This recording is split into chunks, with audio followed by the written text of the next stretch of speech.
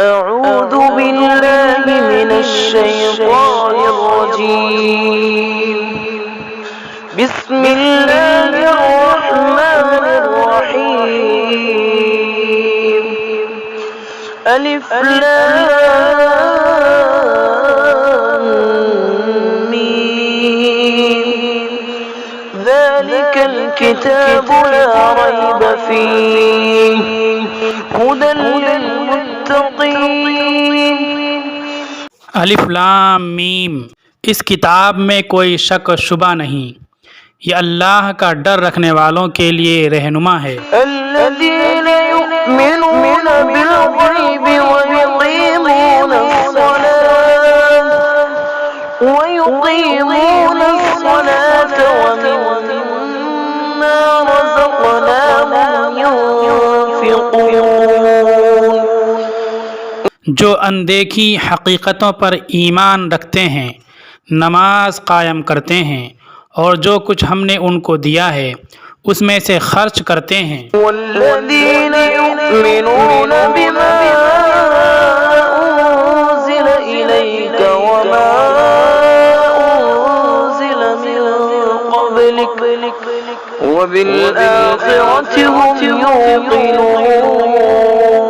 اس کتاب پر بھی ایمان رکھتے ہیں جو آپ پر اتاری گئیں، اور ان کتابوں پر بھی جو آپ سے پہلے اتاری گئیں، اور آخرت پر بھی یقین رکھتے ہیں۔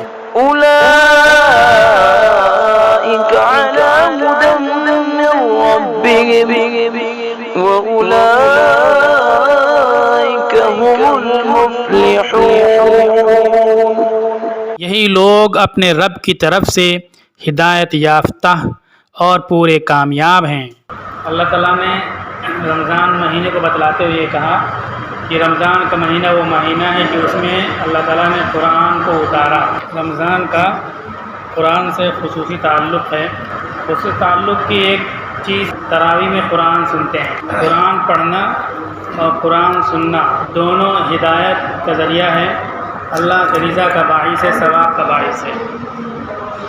لیکن اسی کے ساتھ جو قرآن کا پیغام ہے اور جو ہدایات ہیں، ان پیغامات اور ان ہدایات کو جاننا، ان پر عمل کرنا قرآن کا اہم مقصد ہے۔ اور جو سننے سنانے کے بارے میں یہ فضائل ہیں، ان کا بھی یہی مقصد ہے کہ قرآن سنیں اور سنائیں تو لوگوں کے کان میں اللہ کے احکامات، اللہ کی ہدایات پہنچیں اور لوگ اس پر عمل کریں۔ ہم لوگ عجمی ہیں، عربی سمجھتے نہیں ہیں، ثواب کے لیے سنتے تو ثواب اللہ تعالیٰ دیتے ہیں، لیکن اللہ تعالیٰ قرآن میں کہتے کیا ہیں ہم یہ سمجھ نہیں پاتے۔ اور ہمارے یہاں کا ماحول اور مزاج ایسا بن گیا کہ ترجمہ نہ دیکھتے ہیں، نہ تفسیر دیکھتے ہیں، نہ ایسی مجلسوں کے انعقاد کی کوشش کرتے ہیں۔ یہ محرومی کی بات ہے۔ اللہ کے نبی صلی اللہ علیہ وسلم نے ارشاد فرمایا کہ قیامت کے قریب مسنات پڑھی جائیں گی، دوسری کتابیں اور دوسری چیزیں پڑھی جائیں گی، بہت زیادہ پڑھی جائیں گی۔ 5 سال 8 سال کے بچے 9 کلو کی کتابیں اپنے پشت پر رکھے پڑھتے ہیں، لیکن قرآن نہیں آتا پڑھنا ان کو، تو یہ قیامت کی علامت شروع ہو گئی۔ یہ بری علامت ہے۔ ایسے ماحول میں ہم کو فوراً قرآن سے رشتہ جوڑنا چاہیے۔ تو ہم نے قرآن کو تراویح میں سنا، لیکن اللہ تعالیٰ کیا کہتے ہیں یہ بھی جاننا چاہیے، اور اس کی بہترین ترتیب یہ ہے کہ تراویح کے بعد تھوڑی دیر کے لیے ہم بیٹھ جائیں اور کچھ آیتوں کا ترجمہ وغیرہ سن لیں، ہمارے کان میں پڑ جائے۔ سورہ فاتحہ کے بعد سورہ بقرہ شروع ہوتا ہے۔ سورہ فاتحہ میں ہم دعا کرتے ہیں اہدینا الصراط المستقیم، یا اللہ ہم کو سیدھی راہ دکھا، سیدھا راستہ دکھا۔ پھر صراط الذین انعمت علیہم غیر المغضوب علیہم ولا الضالین، ان لوگوں کا راستہ جن پہ تو نے انعام کیا، نہ کہ ان لوگوں کا راستہ جو بھٹک گئے یا جن پر تیرا غضب نازل ہوا۔ انہیں پوری قوموں کا تذکرہ آ گیا کہ یہ قومیں جن پر انعام ہوا ان کے راستے پہ چلا، وہ قومیں جو عذاب کا شکار ہو گئی جن پر تیرا غضب نازل ہوا ان کے راستوں سے بچا۔ تو اس کے جواب میں سورہ بقرہ، یہ قرآن، یہ کتاب جو ہے جو تم مانگ رہے ہو ہدایت، یہ ہدایت نامہ ہے۔ یہ شروعات ہوتی ہے بسم اللہ سے، بسم اللہ کے بعد الف لام میم آتا ہے۔ الف لام میم کا مطلب اور معنی کسی کو نہیں معلوم۔ بعض روایتوں میں آتا ہے، مفسرین کہتے ہیں کہ اللہ کے نبی صلی اللہ علیہ وسلم کو معلوم تھا، اللہ نے بتلایا تھا، لیکن اس کے معنی امت کو بتلانے سے اللہ تعالیٰ نے منع فرما دیا۔ امت کو نہیں معلوم، لیکن اس کے پڑھنے پر ثواب ملتا ہے۔ حرف پر 10 نیکی، 3 حروف ہیں تو 30 نیکی مل جائے گی۔ معنی نہیں معلوم، پڑھنے پہ ثواب ملتا ہے، مطلب ہے کہ قرآن آپ پڑھیں گے اور سمجھیں گے نہیں تو بھی آپ کا ثواب ملے گا، اور قرآن کے پڑھنے سے آپ کو ہدایت ملے گی۔ چنانچہ پہلے زمانے میں دیکھو، جو لوگ قرآن بہت اچھی آواز میں نہیں پڑھ پاتے تھے لیکن قرآن پڑھنے کا اہتمام کرتے تھے، وہ کتنے ایماندار ہوتے تھے۔ سونے کا ڈھیر رکھ دو تو سوئی کے نوک کے برابر بھی سونے کی بےایمانی نہیں کرتے تھے، اور معاملات ان کے اچھے ہوا کرتے تھے۔ تو جو قرآن پڑھتا ہے وہ سمجھے نہ سمجھے، لیکن قرآن کا اس کو پڑھنے کا ثواب ملتا ہے، اس کو ہدایت ملتی ہے، اس لیے ہم کو قرآن پڑھنا چاہیے، برابر تلاوت کرنا چاہیے، سننا بھی چاہیے۔ ذالک الکتاب لا ریب فیہ، وہ کتاب جس میں کوئی شک نہیں ہے۔ ذالک ہم نے بتلایا، جب مانگا ادھر کہ ہم کو ہدایت دے تو اللہ تعالیٰ نے یہ جواب دیا کہ یہ کتاب جو ہے جو تم مانگ رہے ہو یہ قرآن ہے، قرآن میں ہدایت ہے، اس میں کوئی شک نہیں، تردد ہو، تذبذب ہو کہ ایسا نہیں ایسا بھی ہو سکتا ہے۔ اللہ تعالیٰ کہتے ہیں کسی بھی لحاظ سے شک نہیں ہے۔ 1 2 4 10 ہزار لاکھ پاگل اکٹھا ہو کر کے کسی معاملے میں شک کرنے لگیں تو اس شک کا کوئی اعتبار نہیں ہے۔ نفس الامر میں کوئی واقعہ ہے، مثلا سورج نکلا ہوا ہے، کچھ بیوقوف لوگوں کو سورج نظر نہ آئے، جیسے چمگادڑ کو سورج میں تکلیف ہوتی ہے، وہ سورج پہ اعتراض کرنے لگیں تو ان کے اعتراض سے سورج کی روشنی اور سورج کے وجود کو غلط نہیں کہا جا سکتا۔ اسی طرح سے اگر کچھ بیوقوف کہیں کہ شک ہے اس میں تو ان کی بات نہیں مانی جائے گی۔ شک ختم کرنے کے لیے عقلی طور پر اللہ تعالیٰ نے دلیل دے دی۔ اگر تم کو شک ہے کہ اللہ کا کلام نہیں ہے تو تم اس جیسی ایک آیت، سینٹنس، 2 جملے، صورتیں بنا کے لے آؤ۔ پورے عرب کے لوگ مل کر کے بنانے پہ لگ گئے لیکن نہیں بنا سکے، آج تک نہیں بنا سکے۔ مطلب یہ ہے کہ اللہ کا کلام ہے، اس میں کوئی شک نہیں ہے۔ ہاں، اللہ کا کلام ہے، شک نہیں ہے۔ مقصد کیا ہے؟ اللہ تعالیٰ کہتے ہیں ہدی للمتقین، یہ ہدایت ہے ڈرنے والوں کے لیے، متقی لوگوں کے لیے، پرہیزگاروں کے لیے ہدایت ہے۔ پرہیزگاروں کے لیے ہدایت ہے، اور جو پرہیزگار نہیں ہیں لیکن ان کے اندر ضد اور ہٹ دھرمی نہیں ہے، ان لوگوں کے لیے بھی یہ کتاب ہدایت ہے۔ اب پرہیزگاروں کی 3 صفتیں اللہ تعالیٰ بیان کرتے ہیں، وہ 3 صفتیں ہم لوگوں کو اپنے ذہن میں رکھنا چاہیے اور ان کو اچھی طرح یاد کرنا چاہیے۔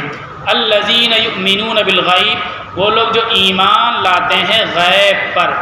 ایمان کہتے ہیں ایسی چیز کو ماننا جو کوئی بتائے اور اس کو سچا جان کر کے اس کی بات کو مان لیا جائے، اپنے دماغ اپنی عقل سے نہ سوچا جائے۔ نبی نے بتلایا ہے کہ اللہ کی کتاب ہے تو اب نبی کی بات کو مان لینا، ان کی سچائی پر یقین اور اعتماد کرتے ہوئے، یہ ایمان ہے۔ اگر کوئی چیز آپ کے سامنے آ گئی، آپ نے دیکھ لیا کہ یہ گاڑی ہے، یہ راستہ ہے، یہ گھوڑا ہے، یہ ایسا روپیہ پیسہ ہے، دیکھنے کے بعد آپ نے کہا ہاں معاملہ یہی صحیح ہے معاملہ، تو اس کو تصدیق کہتے ہیں، اس کو ایمان نہیں کہتے ہیں۔ ایمان کہتے ہیں ایسی بات کو کہ کسی بتانے والے کو سچا جان کر کے اس کی ہر بات کو صحیح مان لیا جائے۔ یؤمنون بالغیب، غیب پر ایمان رکھتے ہیں۔ غیب کہتے ہیں ایسی چیز کو جس کو ہمارے جو 5 سینس ہیں، ہمارے حواس خمسہ ہیں، دیکھنا، سننا، چھونا، ذائقہ، ان چیزوں سے ہم سمجھ نہ سکیں، جان نہ سکیں، کسی بھی سائنسی میتھڈ سے ہم سمجھ نہ سکیں جس بات کو، جس معاملے کو، اس معاملے کے تعلق سے نبی جو بتلائیں ہم اس کو جان لیں، اس کو مان لیں کہ ایسے ہی ہوگا۔ جنت، دوزخ، فرشتے کندھے بیٹھے ہوئے ہیں، نبی نے بتلا دیا، ہم کو ماننا پڑے گا۔ جنت، دوزخ مان لیا، اس کو غیب کہتے ہیں۔ تو پہلی چیز متقیوں کی پہلی صفت یہ ہوتی کہ وہ ایمان رکھتے ہیں غیب پر۔ ایمان کا مطلب سمجھ گئے؟ بتانے والے پر اعتماد کر کے ہم جانیں، اپنے عقل سے نہ جانیں۔ بتانے والے نے بتا دیا کہ ایسا ہونے والا ہے اور دیکھیے ایسا ہوتا ہے۔ اللہ کے نبی نے کہا تھا کہ قیامت کے قریب گھر گھر سے گانے کی آوازیں آئیں گی، لوگ ناچیں گے، گائیں گے۔ بچپن میں بات سمجھ میں نہیں آتی تھی، سمجھ میں آ رہی، گھر گھر سے مسجد میں گانے کی آوازیں آنے لگی۔ دوسری صفت وَيُقِيمُونَ الصَّلَاةَ، اور نماز قائم کرتے ہیں۔ نماز قائم کرنے کا مطلب فرض نماز نہیں ہے بلکہ ہر قسم کی نماز، نفل ہے، مستحب، اور اس کی تمام آداب کی رعایت کے ساتھ نماز قائم کرتے ہیں۔ یہ ہدایت ان لوگوں کے لیے ہے جو نماز قائم کرتے ہیں اس کے تمام آداب کی رعایت کے ساتھ۔ تیسری بات متقیوں کے اندر یہ ہوتی ہے وَمِمَّا رَزَقْنَاهُمْ يُنْفِقُونَ، اور جو کچھ ہم نے ان کو دیا ہے اس میں سے وہ خرچ کرتے رہتے ہیں۔ تین صفتیں جن کے اندر ہوں گی وہ شخص متقی ہوگا، اور اس شخص کے لیے کتاب دوسروں کی بنسبت زیادہ ہدایت کا ذریعہ ہوگی اور وہاں سے اس کو زیادہ فیض پہنچے گا۔ خرچ کرتے رہتے ہیں، وَمِمَّا، جو کچھ ہم نے دے رکھا ہے اس میں سے، مطلب یہ کہ کوئی صاحب حیثیت ہے وہ خرچ کرتا ہے تو پورا نہیں خرچ کرتا ہے بلکہ تھوڑا حصہ خرچ کرتا ہے، اور جو خرچ کرتا ہے یہ اس کا نہیں ہے، جو اس کے پاس مال ہے وہ بھی اس کا نہیں بلکہ اللہ کا دیا ہوا ہے، اللہ کے دیے ہوئے میں سے ایک حصہ خرچ کرتا ہے جو شخص، وہ متقی ہے اور اس کے لیے کتاب ہدایت کا ذریعہ ہے۔ ينفقون، تین صفت ہیں، تین صفات بیان ہوئی متقیوں کی یہاں۔ آیت نمبر 3 تک مفسرین یہ کہتے ہیں کہ اس میں مشرکین و کفار جو ایمان لائے ان کے بارے میں بیان ہے، ان کے پاس کوئی آسمانی کتاب نہیں تھی، وہ اللہ کی کتاب پر ایمان لائے اور نماز پڑھنے لگے، زکوٰۃ دینے لگے یہ لوگ۔ اس کے بعد اہل کتاب جو توریت، زبور، انجیل کو مانتے تھے، لیکن خاتم النبیین صلی اللہ علیہ وسلم جب آئے اس کتاب کو لے کر کے تو وہ بھی ایمان لے آئے۔ تو اس آیت میں، آیت نمبر 4 میں ان کا بیان ہے وَالَّذِينَ يُؤْمِنُونَ بِمَا أُنزِلَ إِلَيْكَ وَمَا أُنزِلَ مِن قَبْلِكَ، اور وہ لوگ یعنی ان لوگوں کے لیے ہدایت ہے جو ایمان لائے اس چیز پر جو آپ پر اتاری گئی اور جو آپ سے پہلے اتاری گئی، لوگوں کے لیے بھی ہدایت ہے۔ اس میں ایک بات یہ بتلا دی گئی، اللہ تعالیٰ نے بتلا دیا کہ آپ کے بعد اب کوئی کتاب آنے والی نہیں ہے، کوئی نبی نہیں آنے والا ہے، آپ سے پہلے جتنے انبیاء کرام آئے ان سب پر وہ ایمان رکھتے ہیں۔ اہل کتاب یہود، نصارہ، ان لوگوں کو جو ایمان میں داخل ہے ڈبل فضیلت حاصل ہے۔ ایک تو پہلے نبیوں پر ایمان تھا، اب اللہ کے نبی پر ایمان ہو گیا، خاتم النبیین پر ایمان ہو گیا، قرآن پر ایمان ہو گیا، فضیلت ہے۔ اسی طرح ایمان رکھنا ضروری ہے کہ قرآن کتاب الہی ہے، اس کو مانیں گے۔ اس سے پہلے جتنے انبیاء ہیں ان پر بھی ایمان ہمارا ہوگا، اس سے پہلے جتنی کتابیں اتاری گئی سب اللہ کی کتابیں، آسمانی کتابیں، سب کو ہم مانیں گے، اس کسی بھی کتاب کا انکار نہیں کریں گے، توریت کا، زبور کا، انجیل کا، کسی کتاب کا انکار نہیں کریں گے، تکذیب نہیں کریں گے۔ ہاں اس میں جو ملاوٹ ہوگی ہم اس کا انکار کریں گے، لیکن کیا ملاوٹ ہوئی، کیا اصلی ہم جانتے نہیں، اس لیے مطلق کتاب پر ایمان رکھیں گے۔ عمل قرآن کے مطابق ہوگا، ان کتابوں پر عمل نہیں ہوگا۔ اسی لیے مسلمان نہ توریت کی توہین کرتے ہیں، نہ انجیل کی توہین کرتے ہیں، نہ موسیٰ علیہ السلام، نہ عیسیٰ علیہ السلام، نہ عزیر۔ وہ لوگ قرآن کے خلاف، نبی کے خلاف، اسلام کے خلاف الٹی سیدھی باتیں بکتے ہیں، لیکن یہ سب سننے کے باوجود مسلمان کوئی بات نہیں کہتی، کیونکہ یہ ایمان کا حصہ ہے۔ اگر کوئی مسلمان توریت کو، عیسیٰ علیہ السلام کو، موسیٰ علیہ السلام کو، عزیر علیہ السلام کو، ان لوگوں کی دشمنی میں، اس موجودہ قوم کی دشمنی میں الٹا سیدھا کہے تو مسلمان بھی نہیں باقی بچے گا۔ اس لیے مسلمان دوسری قوموں کو کچھ نہیں کہتے، ان کے مذاہب، ان کی کتابوں کو، ان کے مقتداؤں کو کچھ نہیں کہتے۔ اگر کوئی مسلمان ایسا کہے گا تو ایمان سے نکل جائے گا۔ وَبِالْآخِرَةِ هُمْ يُوقِنُونَ، اور یہ لوگ آخرت پر یقین رکھتے ہیں۔ اوپر بات آئی ایمان کی، اب یہاں بات آ گئی آخرت پر یقین رکھتے ہیں، جبکہ آخرت پہ بھی یقین ایمان ہونا چاہیے۔ ایمان کی بات ہے آخرت پہ، لیکن یہ یقین کا لفظ کیوں استعمال ہوا؟ مفسرین کہتے ہیں ایمان ہوتا ہے تکذیب کے مقابلے میں، یعنی نبی کی بات کو جو انکار نہ کرے، مان لے، وہ ہوا ایمان۔ یقین کہ شک کے مقابل میں، کسی بات میں شک ہے تو مسلمان نبی کی بات میں شک نہیں کرے گا، اللہ کی بات میں، قرآن کی بات میں شک نہیں کرے گا، بلکہ اس کو یقین ہوگا۔ ایمان والے متقی لوگ جن کے لیے کتاب ہدایت ہے وہ کیا کرتے ہیں؟ آخرت پر یقین رکھتے ہیں۔ کسی بات کا آپ کو یقین ہے، بجلی کا تار نکل رہا ہے جیسے، آپ کو یقین ہے کہ اس میں کرنٹ ہے تو آپ ہاتھ نہیں لگاؤ گے، کیونکہ آپ کو یقین ہے کہ ہم مر جائیں گے تو ہاتھ نہیں لگاؤ گے۔ لیکن آپ کو پتہ ہے کہ کرنٹ نہیں ہے اور یہاں کیمرہ نہیں لگا ہے اور پیسہ رکھا ہوا ہے تو معاملہ گڑبڑ بھی کر سکتے ہیں۔ تو اللہ تعالیٰ کہتے ہیں کہ قرآن ہدایت ہے متقیوں کے لیے۔ متقی یہ لوگ ہیں جن کا آخرت پر یقین ہے۔ آخرت کہتے ہیں موت کے بعد جب جنت و دوزخ ہیں، حساب و کتاب کی مجلس قائم ہونے والی، عدالت لگنے والی، اس پر یقین ہے۔ جن کا اس عدالت پر یقین ہے ان لوگوں کے لیے ہدایت ہے اور یہ لوگ متقی ہیں۔ اب ہم اور آپ دیکھیں، یہاں سے ہمارے ایمان کا فیصلہ ہو جاتا ہے کہ ہم اللہ پر یقین رکھتے ہیں کہ نہیں رکھتے ہیں۔ ہم مسلمان ہیں یا نہیں ہیں، بہت بڑے بڑے نعرے لگا لیں، مسلمانوں کے رجسٹر میں اپنا بڑے بڑے نام لکھوا لیں، القاب آداب لکھوا لیں، ہمارے معاملات میں خرابی ہے، ناپ تول میں خرابی ہے اور دھوکہ فریب کرتے ہیں، ہم قانون سے بچنے کے لیے تو معاملات کچھ اچھے کرتے ہیں، بڑے صاحب کہے جائیں، حاجی صاحب، سیٹ صاحب کہے جائیں، اس لیے بڑے صاف ستھرے باہر رہتے ہیں، لیکن معاملات میں خرابی و کمزوری ہے تو اس کا مطلب یہ ہے کہ آخرت پر یقین نہیں ہے۔ جس کا آخرت پر یقین ہوگا اس کے معاملات دن کے اجالے میں، رات کے اندھیرے میں، میدان کے مجمع میں، کمرے کی تنہائی میں، سب جگہ ایک ہی جیسے ہوں گے، دو ہی اس کے اندر سنویت اس کے اندر نہیں ہوگی۔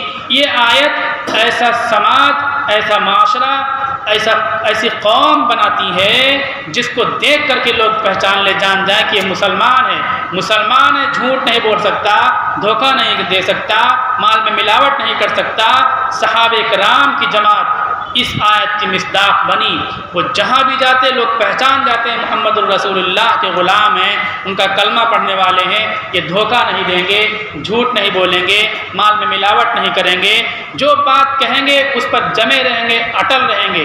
اس کا نتیجہ یہ ہوا کہ لوگ صحابہ کو دیکھ کر کے اسلام میں داخل ہوتے تھے، ایمان میں داخل ہوتے تھے۔